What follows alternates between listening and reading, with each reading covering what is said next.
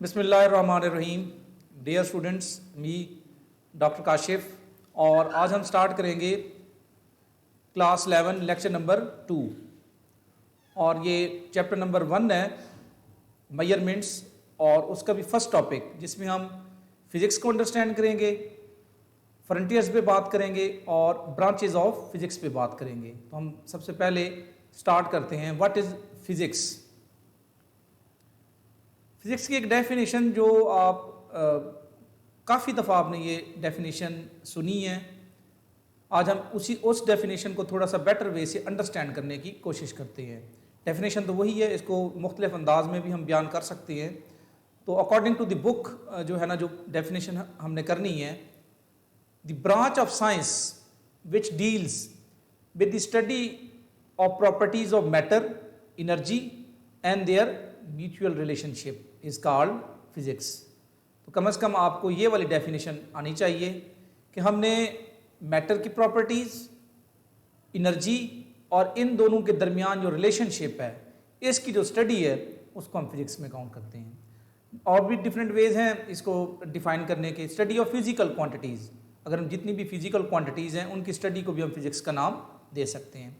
इसके अलावा यहाँ पे मैंने एक और डेफिनेशन भी लिखी है, the science that deals with matter, energy, motion and force. लेकिन एग्जामिनेशन पॉइंट ऑफ व्यू से आपने ये वाली जो डेफिनेशन है यहाँ तक इसको बताना है। तो अब हम थोड़ा सा इसको एनालाइज करने की कोशिश करते हैं।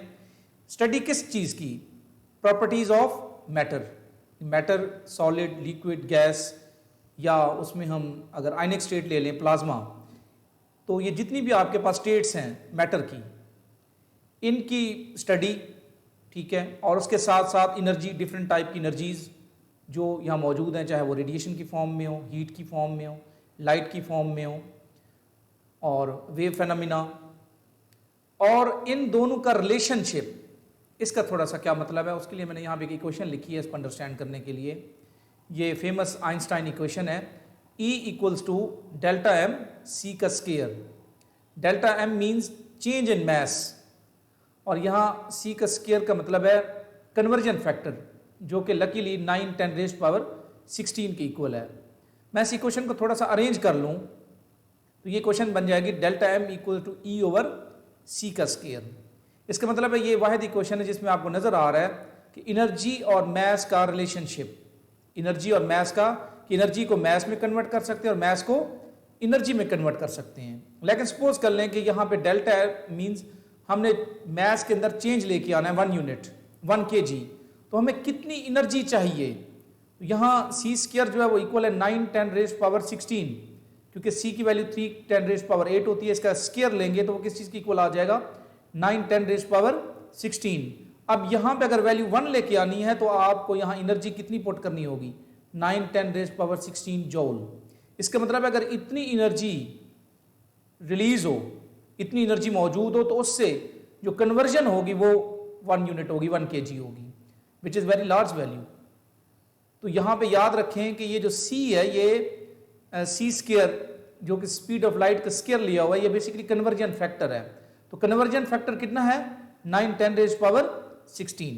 और एक लाइन में अगर आप इस इक्वेशन को माइंड में रखना चाहते हैं तो एनर्जी को मैस में और मैस को एनर्जी में कन्वर्ट कर सकते हैं। लेकिन ये आम लाइफ के अंदर क्यों पॉसिबल नहीं है कि अगर आपने 1 kg मैस के अंदर चेंज लेके आना है तो आपको एनर्जी कितनी चाहिए? 9 10 रेज़ पावर 16, जो कि एक बहुत बड़ी वैल्यू है।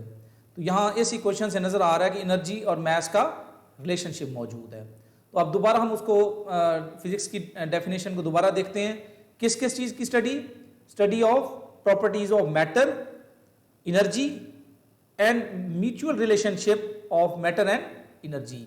तो ये फिजिक्स की डेफिनेशन है जो आपने याद रखनी है एग्जामिनेशन पॉइंट ऑफ व्यू से।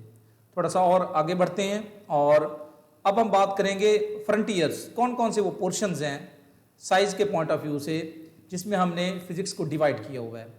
तो ये 3 पोर्शंस हैं और एज सच जैसे मैंने यहाँ पे लिखा हुआ है, इनमें कोई इंपॉर्टेंट कोई वर्ड आ जाता है तो मैंने उसको ना यहाँ मार्क किया हुआ है, ठीक है। तो ये आप मार्क भी कर सकते हैं।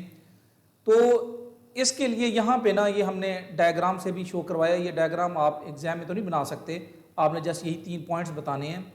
इसमें हम स्टार्ट करते हैं कि हमारे पास जो एटॉमिक लेवल है उस पे जो साइज है, अगर हम यहाँ पे देखें एटम की बात करें तो ये 10⁻⁻15 फेमकोमीटर के अंदर होगा। इसी तरीके से अगर हम थोड़ा सा आगे बढ़ें एटम से मॉलिक्यूल्स की तरफ आते हुए अगर रेड सेल्स की तरफ आते हैं तो इनकी वैल्यू 10⁻⁶ मीटर में होगी, ठीक है। और यहाँ पे इंसान, इसका जो साइज है वो कुछ ये देखें, ये 1 मीटर वाली रेंज के अंदर टेनिस बॉल और ह्यूमन साइज जो है ना उसको दिखाया गया है। इसी तरीके से आप अगर आगे बढ़ें और अगर हम यहाँ पे सोलर सिस्टम ले आए तो ये 10⁻11 की रेंज में होगा।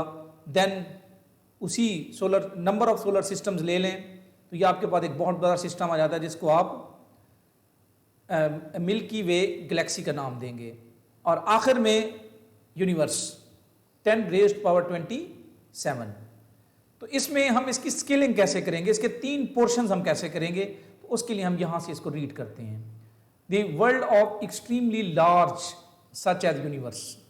इसका मतलब ये हुआ कि जो हमारे पास लार्ज ऑब्जेक्ट्स हैं, लार्ज चीज़ें, उसमें हम सबसे पहले यूनिवर्स को रखते हैं।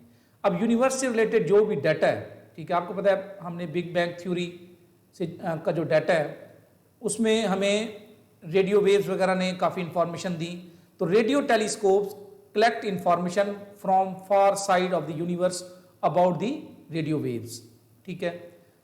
आपको पता है कि जो जहाँ भी इलेक्ट्रोमैग्नेटिक वेव्स प्रोड्यूस होती हैं वो एक दफ़ा किसी सोर्स से प्रोड्यूस हो जाएं तो वो ख़त्म नहीं होती, तो वो डाटा आप कलेक्ट कर सकते हैं। तो बिग बैंग थ्योरी से रिलेटेड जो भी इंफॉर्मेशन थी वो डाटा हमने रेडियो वेव्स की मदद से हासिल किया। अभी ग्रेविटेशनल वेव्स रिसेंटली जो है ना उनके बारे में इंफॉर्मेशन आई है, तो ये सारा का सारा यूनिवर्स से रिलेटेड चीज़ें हैं। तो ये आपके पास world of extremely large things, उसमें हम किसको काउंट करेंगे, यूनिवर्स को, और उसका साइज यहाँ पे क्या है 10⁻27 मीटर जी। और उसके बाद world of extremely small particles such as protons, neutrons, electrons, mesons and others. ये किसकी बात हो रही है, ये एटम की बात हो रही है। न्यूक्लियस के अंदर न्यूक्लियॉन्स और इलेक्ट्रॉन यहाँ बाहर मौजूद है। तो 10⁻⁻15 एटॉमिक लेवल पे जब आप बात करेंगे तो उस दुनिया को फिजिक्स की जुबान में हम कहाँ पे काउंट करेंगे, world of extremely small particles. तो ये इसका दूसरा पोर्शन हो गया। और जो लास्ट है वो मिडल साइज, जिसमें ह्यूमन से लेके अर्थ या सोलर सिस्टम, ठीक है, ये सारे का सारा जो है ये किसके अंदर आएगा, ये मिडल साइज के अंदर आएगा। The world of complex matter which is world of middle size things from molecules to earth. Molecule से लेकर मसलन यहाँ से, ये तो एटॉमिक लेवल हो गया, यहाँ से लेके ये इवन सोलर सिस्टम तक, ये वाला जो पोर्शन है ये किसके अंदर आएगा, ये वाला मिडल साइज के अंदर आएगा। और ये वाला स्मॉल पार्टिकल्स के लिए और ये लार्ज वर्ल्ड के लिए। तो ये 3 पोर्शंस में हम इसको डिवाइड किया हमने। मैं इन लाइंस को दोबारा रिपीट कर रहा हूं और इसको आप गौर से सुने। The world of extremely large such as universe. Radio telescopes collect information from far side of the universe about the radio waves. ये इलेक्ट्रोमैग्नेटिक वेव्स हैं, उनकी मदद से जो डाटा हासिल होगा यूनिवर्स का, ठीक है, उसको हम कहाँ पे रखेंगे, world of extremely large things. दूसरा कौन सा है, world of small particles. Atomic level की बात है, प्रोटॉन की बात हो रही है, इलेक्ट्रॉन की बात हो रही है, न्यूट्रॉन की बात हो रही है, और मिजॉन्स एंड अदर्स, ये न्यूक्लियस के अंदर पार्टिकल्स मौजूद हैं, तो इनको हम काउंट करेंगे world of extremely small particles. अगर हम बात करेंगे मिडल साइज की तो वो खुद बता रहा है कि मॉलिक्यूल्स टू अर्थ, मॉलिक्यूल से लेकर अर्थ तक, इसके दरमियान में ये वाला जो पोर्शन है इसको हम मिडल साइज में काउंट करेंगे। तो ये 3 फ्रंटियर्स है जिसमें हम फिजिक्स की स्टडी चल रही है, world of large, world of very small and middle size things. तो this is all about frontiers of physics. अब हमारा जो नेक्स्ट पोर्शन था वह ब्रांचेज ऑफ फिजिक्स। तो आपकी बुक के अंदर बेसिकली 4 ब्रांचेज बताई गई हैं, तो हम अकॉर्डिंग टू द बुक चलेंगे। तो जो फर्स्ट है वो है न्यूक्लियर फिजिक्स। सिंपल सी बात है, स्टडी ऑफ द न्यूक्लियस। लेकिन इसको हम प्रॉपर कैसे डिफाइन करेंगे, the branch of physics which is concern with atomic nuclei and it is related to nucleons, यानी वो चीज जो न्यूक्लियस के अंदर मौजूद है, प्रोटॉन एंड न्यूट्रॉन्स। प्रोटॉन और न्यूट्रॉन जब न्यूक्लियस के अंदर हैं तो इनका जो जनरल नाम है वो न्यूक्लियॉन है, ठीक हो गया।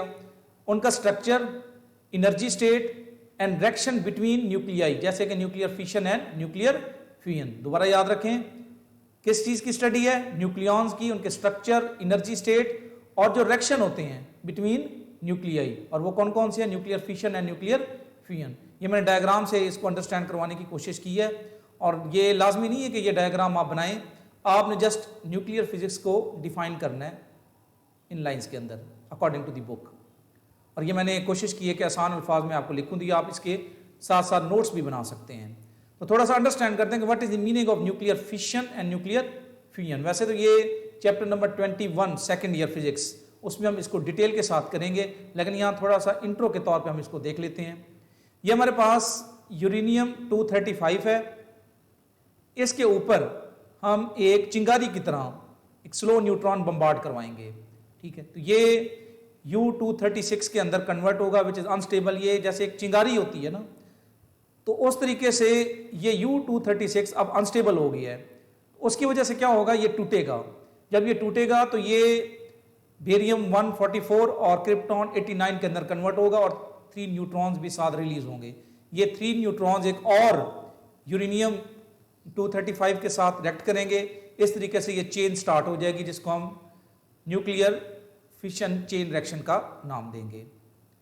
इसमें law of conservation of mass और law of conservation of charge और law of conservation of energy, इसको इसने होल्ड करना है। ये नहीं होगा कि इसके पास टोटल मैस कितना है ये उसके साथ काउंट होगा, और यहाँ पे ये जो प्रोडक्ट है इसका मैस कितना है ये भी काउंट होगा। इसी तरीके से इसका टोटल चार्ज और इसका टोटल चार्ज वो भी काउंट होगा। तो ये अकॉर्डिंग टू द लॉज जो है ना, ये सारा रिएक्शन हो रहा है। तो this is called nuclear fission. एक लाइन में इसको कैसे याद रखेंगे कि एक बड़ा न्यूक्लियाई जो है, वो न्यूक्लियस जो है वो छोटे न्यूक्लियाई के अंदर और साथ को न्यूट्रॉन्स रिलीज हो रहे हैं, इसको हम न्यूक्लियर फिशन का नाम देंगे, टूट जाना। दूसरी तरफ है फ्यूजन, कंबाइन होना, न्यूक्लियर फ्यूजन। अब यहाँ पे नजर आ रहा है कि ये जो ग्रीन बॉल आपको नजर आ रही है ये न्यूट्रॉन है, क्योंकि ये दीज आर न्यूक्लियॉन्स। जो न्यूक्लियस के अंदर चीज मौजूद है उसको आपने न्यूट्रॉन और प्रोटॉन को क्या नाम दिया हुआ है? न्यूक्लियॉन का। इसका मतलब है ड्यूट्रियम, ये हाइड्रोजन के 3 आइसोटोप्स हैं, इसमें एक न्यूट्रॉन और एक प्रोटॉन, इसमें 2 न्यूट्रॉन और एक प्रोटॉन है। ये दोनों इसके लिए कुछ कंडीशन होती है कि उसके लिए टेम्परेचर बहुत ज़्यादा हाई चाहिए, और एक्सीलेटर्स के थ्रू जो है इनको आप कंबाइन करवा सकते हैं। तो मोस्टली ये सन पे ये रिएक्शन हो रहा होता है इन दोनों के कम्बिनेशन से, क्योंकि ये भी प्लस है और ये भी प्लस है। और आपको पता है कि इतनी जो है ना इनके पास इतना टेम्परेचर हो ताकि इन दोनों को जब करीब लाया जाए तो इलेक्ट्रोस्टैटिक फोर्स ऑफ रिपल्शन पे ओवरकम किया जा सके। बहरहाल इसकी जो डिटेल है वो हम चैप्टर नंबर 21 में करेंगे। तो 2 छोटे न्यूक्लियाई को हम इकट्ठा करेंगे और उससे हमने एक बड़ा न्यूक्लियाई, जैसे यहाँ पे हीलियम है, वो ले लिया और साथ एक न्यूट्रॉन भी रिलीज होगा। तो उसमें जो एनर्जी रिलीज होगी उसकी वैल्यू इसके मुकाबले में बहुत ज़्यादा होगी। तो फिशन मीन बड़े न्यूक्लियस का छोटे न्यूक्लियाई के अंदर टूट जाना, और फ्यूजन मीन छोटे न्यूक्लियाई का कंबाइन होके बड़ा न्यूक्लियस बना देना। This is called nuclear fission and this is called nuclear fusion. लेकिन हमारे पास एग्जामिनेशन पॉइंट ऑफ व्यू से क्या चीज़ें हैं, हमने इसकी डेफिनेशन को याद रखना है। तो डेफिनेशन में क्या है? Study of nucleons, neutron proton, जो चीज़ न्यूक्लियस के अंदर है, उसका स्ट्रक्चर, उसकी एनर्जी स्टेट और रिएक्शन बिटवीन न्यूक्लियाई। और वो कौन कौन से हैं यहाँ पे? Nuclear fission and nuclear fusion. This is all about nuclear physics. Second, particle physics, branch of physics which is concerned with particles of which matter is composed। जी सिंपल सी बात है, किस चीज की स्टडी? पार्टिकल्स की स्टडी, जिससे matter मिलके बना है। तो इसका मतलब ये है कि पहले कुछ और कंसेप्ट था, अब कुछ और कंसेप्ट है। तो इसकी थोड़ी सी स्टोरी समझ लें पार्टिकल फिजिक्स की।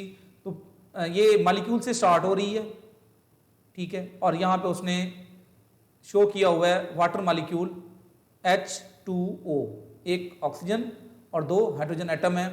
अब अगर इससे भी छोटे लेवल पे चले जाएं तो उसके बाद फिर हम एटम पे आ जाते हैं। जैसे कि हमें पता है कि एटम का मतलब था ना तकसीम होने वाला। तो एक टाइम तक हम यही समझते थे कि जो मैटर है वो एटम से मिलके बना हुआ है, ठीक है, और उसमें सिंपल क्या है? न्यूक्लियस और उसके गिर्द इलेक्ट्रॉन्स रिवॉल्व कर रहे हैं। आज हम में से हर कोई ये चीज़ जानता है। उसके बाद फिर हमने जब न्यूक्लियस को स्टडी किया तो उसके अंदर हमें न्यूट्रॉन, प्रोटॉन और कुछ और पार्टिकल्स जो है ना वो हमें मिले। तो इसका मतलब ये हुआ कि चीज़ें सिर्फ एटम तक महदूद नहीं है, उसके अंदर और जो है ना सब एटॉमिक पार्टिकल्स भी मौजूद हैं। अब जो रिसेंट हमारे पास इंफॉर्मेशन पहुंची, इवन यही न्यूट्रॉन प्रोटॉन जो हैं ये कॉक्स और एंटी कॉक्स से मिलके बनते हैं। तो इसकी जो ज़्यादा डिटेल है वो हम चैप्टर नंबर 21 में देखेंगे। तो इसका मतलब ये हुआ अभी तक हम यहाँ तक पहुँचे हुए हैं। तो इसकी तमाम स्टडी, पहले ये स्टडी थी, अब हम इस तरफ आते जा रहे हैं कि प्रोटॉन और न्यूट्रॉन किस चीज़ से मिलके बने हुए हैं। ये जो हमारे पास सब एटॉमिक पार्टिकल्स हैं ये किससे मिलके बने हुए हैं, ठीक है। तो इनकी जो स्टडी है, पार्टिकल जैसे मैटर मिलके बना हुआ है, इसको हम किस में काउंट करेंगे, पार्टिकल फिजिक्स के अंदर।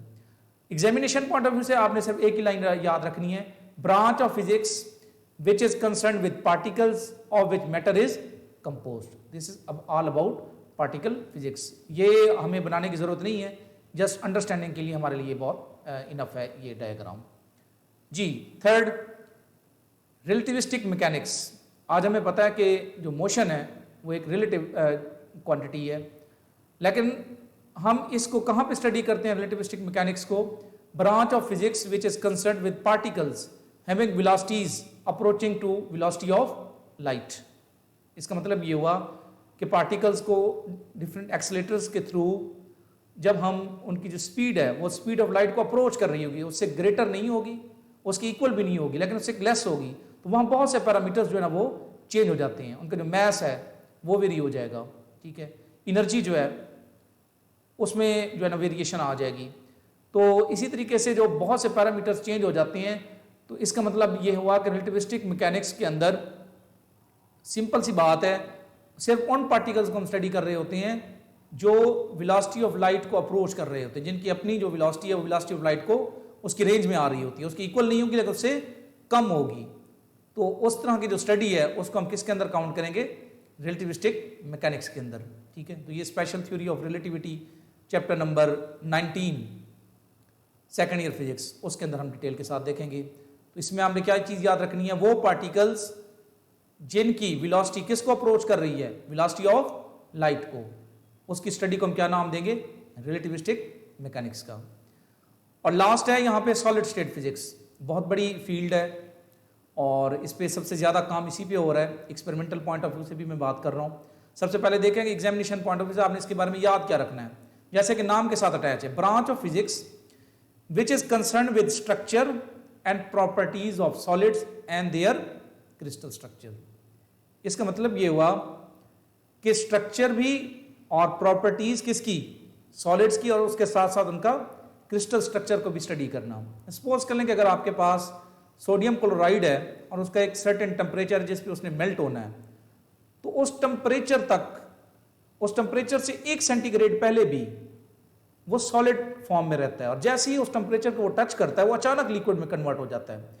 इसका मतलब ये हुआ कि उसके अंदर कोई खास तरतीब है कि अगर उसका जो मेल्टिंग पॉइंट है उससे 1 सेंटीग्रेड नीचे तक वो सॉलिड ही था, जैसे ही वो मेल्टिंग पॉइंट पहुंचा तो वो अचानक लिक्विड में कन्वर्ट हो गया। इसका मतलब उसके अंदर जो तरतीब थी वो एक ही दफा अचानक टूटी है। तो इसका मतलब ये हुआ कि उसको हम स्टडी करेंगे कि उसके अंदर एटम्स की कौन सी खास तरतीब है। लेकिन उसके मुकाबले में हमारे पास कुछ सॉलिड्स ऐसे हैं, जैसे आप ग्लास की एग्जांपल ले लें, उसको अगर आप मेल्ट करें तो वो किसी सर्टेन टेम्परेचर पे ऐसा नहीं होगा कि सॉलिड से अचानक जो है ना वो लिक्विड में कन्वर्ट हो जाए। तो दोनों की प्रॉपर्टीज डिफरेंट हैं। क्यों डिफरेंट है, इसी को हमने स्टडी करना है। तो यहाँ पे मैं ये बता दूं कि इसमें बेसिकली हम 3 जो प्रॉपर्टीज़ हैं सॉलिड की, इनको डिवाइड करते हैं सॉलिड्स को उनकी मैकेनिकल प्रॉपर्टीज़ पे की बुनियाद पे, कि उनका स्ट्रक्चर, अगर उनके अंदर कोई ख़ास अरेंजमेंट है उनको हम क्रिस्टलाइन सॉलिड्स कहेंगे। अगर ख़ास अरेंजमेंट नहीं है, जैसे ग्लास की एग्जांपल है, इसको हम अमॉर्फस सॉलिड कहेंगे।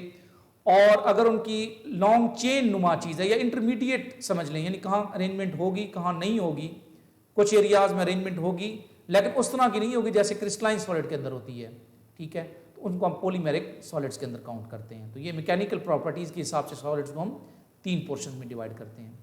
इलेक्ट्रिकल प्रॉपर्टीज़ आप जानते हैं, वो सॉलिड्स जिनमें से करंट फ्लो करता है, जो कंडक्टर्स हैं।